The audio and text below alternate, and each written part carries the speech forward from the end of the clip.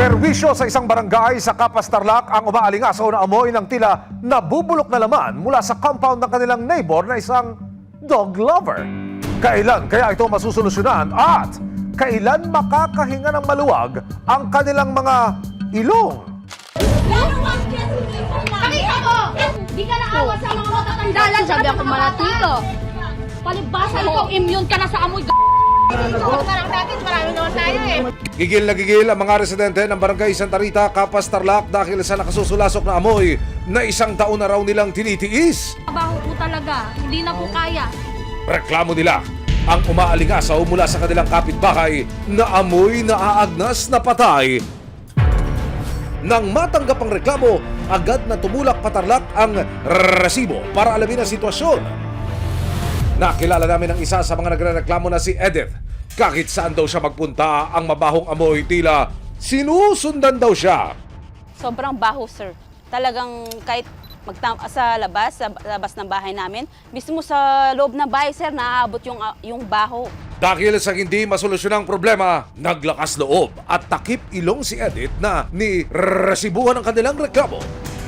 Ayan, guys, sobrang dami pong karne. Nag-vlog kami para mapaabot sa pinakamataas itong vlog namin. Kaya nga ito, nadinig ng GMA itong aming vlog.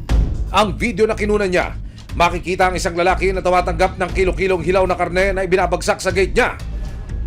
May karne na nagagaling sa ibang lugar, tapos binibigay sa kanya, nangaamoy. Ayan na naman po yung mga karne na magpapabulok na naman. Ang karneng dinideliver, pagkain daw ng maraming alagang aso sa loob ng compound.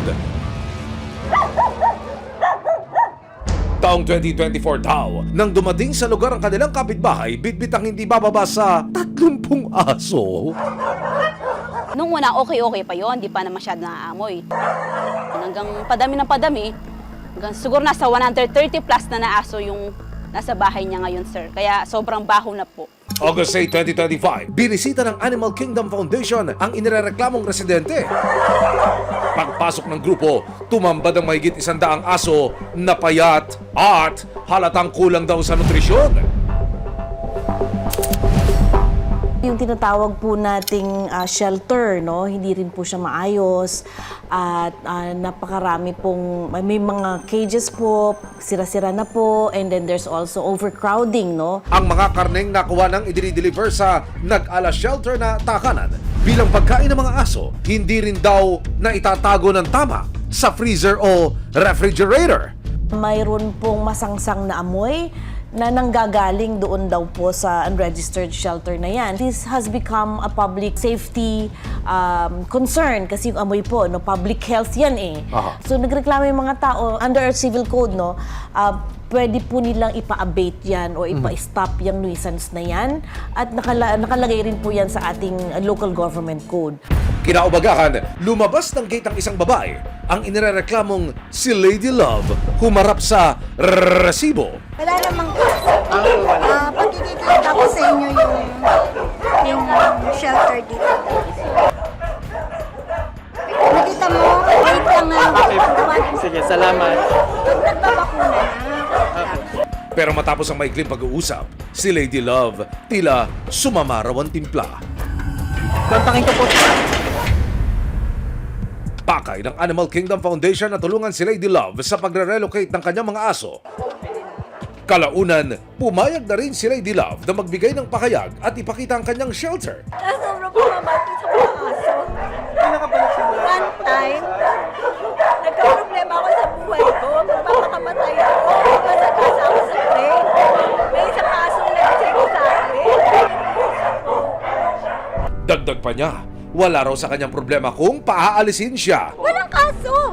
Kahit saan ang aso ko, sasama ko. Sabihin nila, amoy aso ko. Natural, amoy aso ko. Hawak mga aso ko eh. Wala na lang amuyan, nakikiamoy ka na nga lang eh. Lalayas na kami. Depensa niya sa mga nagre-reklamong masangsang na amoy. Umulan, pumasok putik doon, wala akong pake. Wala silang pakialam, kahit 1,000 ang aso na bibit-bitin ko, umatulog ako sa pupo ng aso ko. Ayon sa pamahalaan ng Capas, hanggat maaari idaraan daw nila sa maayos na usapan ang pagresolba sa reklamo ng mga taga-barangay Santa Rita. Meron po tayong ordinansa dito sa ating bayan na kapag nasa 10 na yung kinikip mo na mga domesticated na animals, kailangan mo na ng permiso. Ayon din sa Animal Kingdom Foundation, malinaw na nakasaad sa batas pagdating sa pag-aalaga ng maraming aso.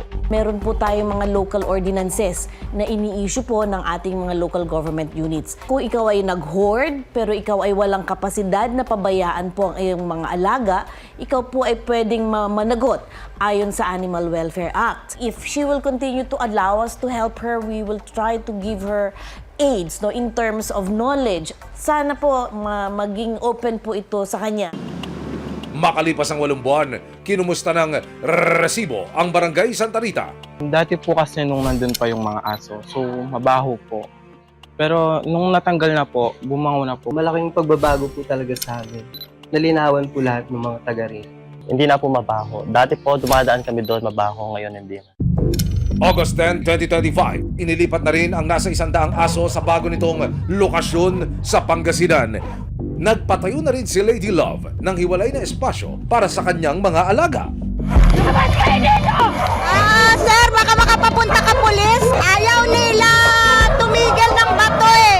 Pero hanggang ngayon, kahit nakalipat na sa bagong lugar, patuloy pa rin daw nakararanas ng pagtutol si Lady Love mula sa bagong mga kapitbahay. Sinubukan ng resibo na makausap ulit si Lady Love pero wala pa rin siyang tugon sa amin. Bagamat hindi pa registered ang kanyang shelter, patuloy pa rin daw nakabantay ang Animal Kingdom Foundation kay Lady Love. Samantala, nagsagawa ng disinfection ng Barangay Santa Rita at LGU para masiguro na walang kumalat na anumang sakit sa dating pwesto. Ako po, tuloy na po kami. Ito na po yung dating lugar po ng mga aso. Naalaga po ni Ma'am Lovely. At ngayon po, clear na po. Dahil doon sa mga complaint po ng mga residents dito sa area. At dumaan po kami ng mahabang proseso. Alas 1 taon po bago po napaalis. Ito ngayon, kitang-kita nyo po at clear na po yung area na. Ito, wala na pong problema. Ang amoy patay na umaalingasaw sa lugar, tuluyan na rin naglaho.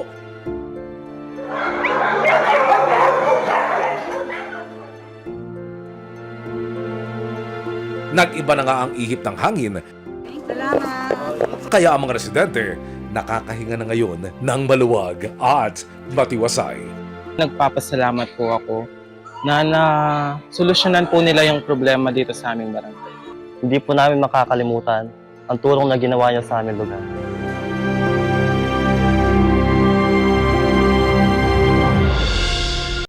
Maraming salamat sa panonood, mga kapuso.